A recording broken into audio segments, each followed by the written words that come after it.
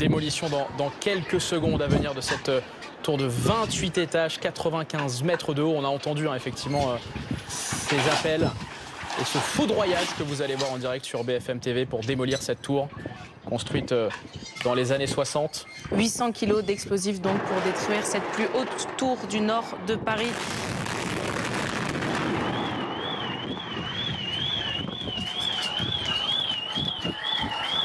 Et vous voyez ce nuage de fumée, cette tour qui est tombée toute droite grâce effectivement à ces mois de préparation. On va retrouver Vincent Vieillard, vous vous trouvez aux côtés des habitants qui viennent d'un coup, en 2 secondes, de voir cette tour s'effondrer sous leurs yeux, cette tour qui fait partie du paysage depuis tant d'années. Oui, on ne voit plus grand-chose, hein. C'est un énorme nuage de fumée face à nous. Et les premières larmes pour Adeline. Il y a eu vraiment un mouvement de la main, beaucoup d'émotions, foudroyage. Ah bah tout part. C'est comme si tout était en poussière là. Elle était importante pour vous cette tour? C'est les premiers de mon fils. C'est où j'ai vécu 5 ans. La tour, on la voit de très loin sur l'autoroute. Ouais, c'est bizarre. Et là, de voir justement ce nuage de fumée qui avance vers... Comment vous le vivez? J'ai envie de partir là, du coup. Ouais. Tout s'efface. Il n'y a plus rien là. Merci beaucoup Adeline, on a bien compris donc cette émotion. Effectivement, on voit cette poussière qui arrive en masse sur nous.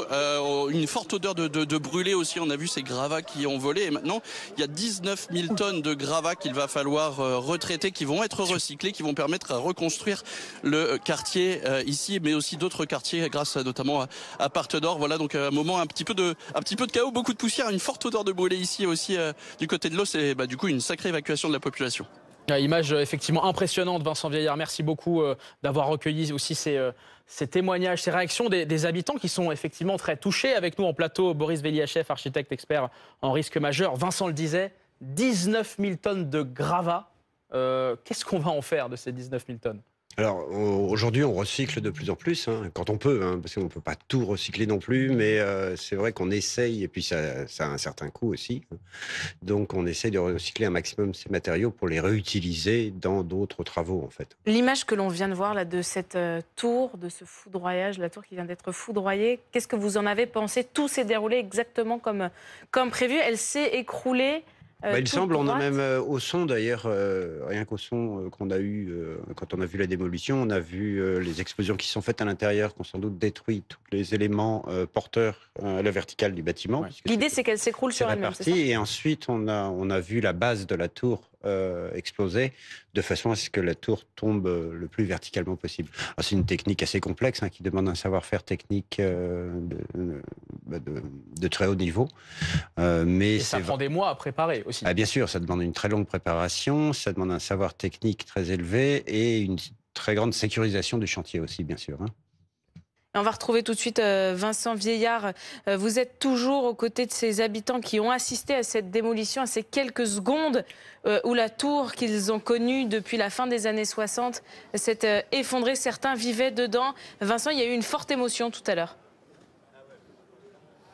Ouais, on a parlé beaucoup de cette émotion avec les habitants. Là, je suis avec Valentin Belval, qui est le président de Parte d'Or Habitat. Il y avait énormément d'habitations dans cette tour. Ça a été démoli en quelques secondes. Il y a encore beaucoup de fumée, mais tout s'est déroulé comme prévu pour l'instant, pas de problème. Oui, c'est une opération qui s'est extrêmement bien passée, qui s'est passée en quelques secondes pour vous et pour les habitants, mais qui était finalement préparée depuis plus d'1 an par les équipes de Parte d'Or Habitat. C'était très impressionnant, techniquement aussi unique dans la région, mais tout s'est très bien déroulé. Il faut maintenant penser à la suite. À quel moment les 1500 personnes évacuées ce matin vont pouvoir retrouver leur logement? À quel moment aussi ce quartier retrouvera son visage d'antan? Tout cela va aller très vite pour les habitants aujourd'hui, puisque là, une fois que le nuage de poussière sera un peu retombé, dès 14h aujourd'hui, pourront regagner leur logement, ce qui est quand même des nuisances bien moins importantes que si on avait dû utiliser d'autres procédés qui auraient pris des mois. Ensuite, le temps, ce sera celui de l'enlèvement des gravats, des 19 000 tonnes de gravats jusqu'au le début du mois d'octobre. Et une fois que le site sera évacué, on va pouvoir penser à la suite aux réaménagements publics qui interviendront. C'était une tour qui a coûté extrêmement cher à sa construction, qui a dû coûter aussi un peu d'argent à sa démolition. On sait combien cette tour a coûté aussi au total? Ah ben là, l'opération d'aujourd'hui, la démolition aura coûté 9 millions d'euros à Partenaire Habitat. Donc c'est des sommes qui sont colossales. C'est aussi de la destruction de patrimoine pour nous. Donc c'est pour ça que j'évoquais tout à l'heure le fait d'avoir un sentiment un peu contrarié, parce que on est à la fois très heureux que ce se soit bien déroulé, mais aussi un petit peu très ému de voir disparaître cette tour qui faisait partie du paysage lillois, mais qui posait aujourd'hui trop de problématiques en termes d'accessibilité, des problématiques aussi d'amiantage. Voilà. Donc il était plus que nécessaire de faire quelque chose, et donc tout s'est bien passé, mais ça a été 9 millions d'euros investis par Partenaire. Et donc beaucoup de travaux qui débutent là déjà dès ce midi, avec donc déjà l'évacuation de ce fameux nuage de poussière. Et donc on l'a bien compris, le retour des habitants, ce sera tout à l'heure aux alentours de 14h. Vincent Vieillard, correspondant pour BFM TV dans le Nord. On va revivre cette démolition spectaculaire de cet immeuble, la Tour Kennedy, 28 étages, 95 mètres de haut. Regardez ces images. En quelques secondes, cet immeuble a été détruit sous les applaudissements qu'on entend des habitants. Boris Veliachev, vous êtes toujours avec nous. On le disait, cette tour Kennedy n'était plus aux normes. Et au fond, ça coûtait plus cher de la rénover que de la détruire. C'était la seule solution? Alors, plus cher, non, puisque ça dépend ce qu'on va reconstruire derrière. Donc, il faut prendre en compte ce coût-là. Alors, c'est vrai que la détruire, ça coûte moins cher que souvent de la rénover. Mais ce qu'il y a, c'est que quand on la détruit pour reconstruire quelque chose, il faut aussi prendre en compte ce qu'on va reconstruire derrière dans le coût. Donc, c'est pas forcément moins cher. Mais c'est vrai qu'il est nécessaire aujourd'hui d'adapter tout ce qui est logement aux nouvelles conditions climatiques, aux risques naturels. C'est vrai que chaque projet, chaque bâtiment est un cas particulier. Il faut regarder un petit peu ce qui était aux normes et ce qui ne l'était plus. Il y a des controverses à propos de cette tour-là, comme il y en a sur beaucoup d'édifices.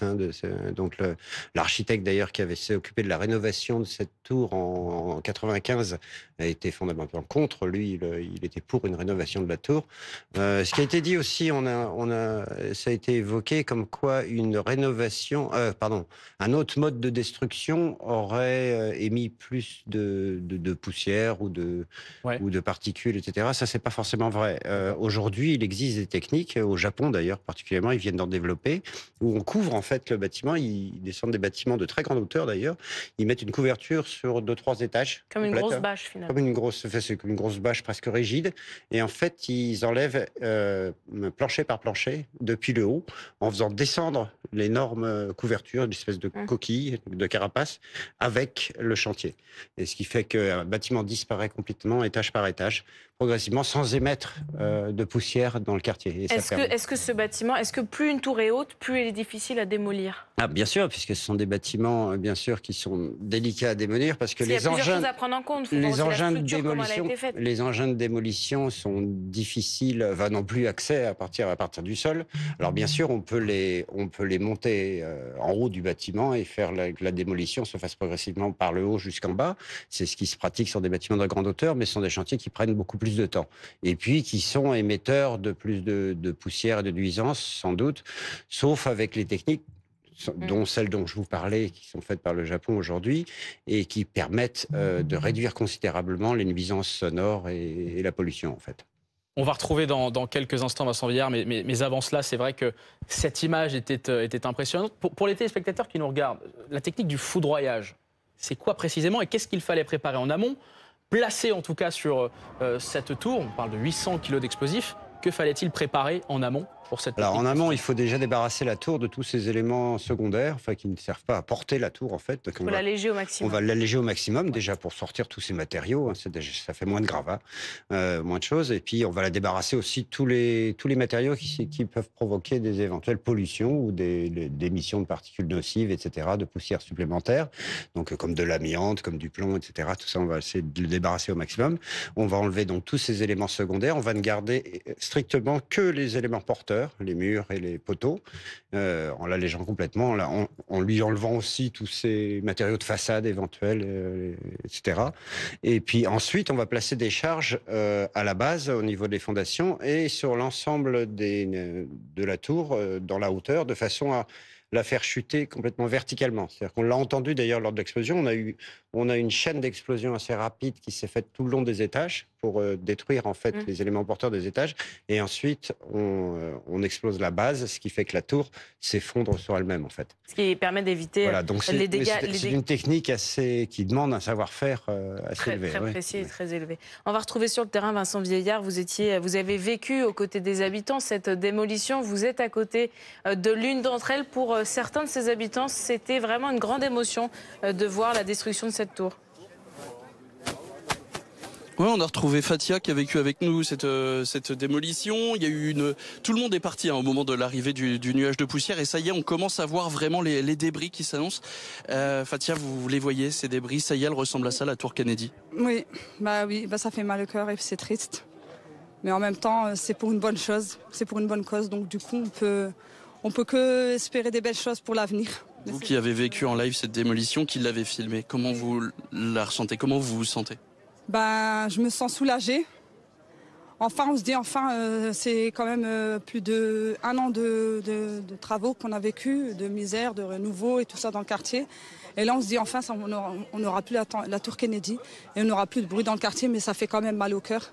Parce que vu comment elle est partie, en une fraction de seconde, en fait. C'était impressionnant, racontez-nous. C'était impressionnant, c'était vraiment impressionnant et stressant à la fois et émouvant. Et voilà quoi. On voit qu'il y a encore pas mal de gens qui essayent d'avoir de vos nouvelles, qui essayent de vous appeler. Oui, parce que pour voir pourquoi j'ai coupé le live tout de suite en fait. Mais en fait, ce qui a été très, très impressionnant, c'est la fumée, tout qui est arrivé d'un coup vers nous avec le vent. Donc du coup, on a dû tous courir. Et on a donc ces 19 000 tonnes de gravats qu'il faut maintenant recycler. Donc beaucoup de travaux et les habitants qui peuvent retrouver leur habitation dès 14h. Merci beaucoup Fatia.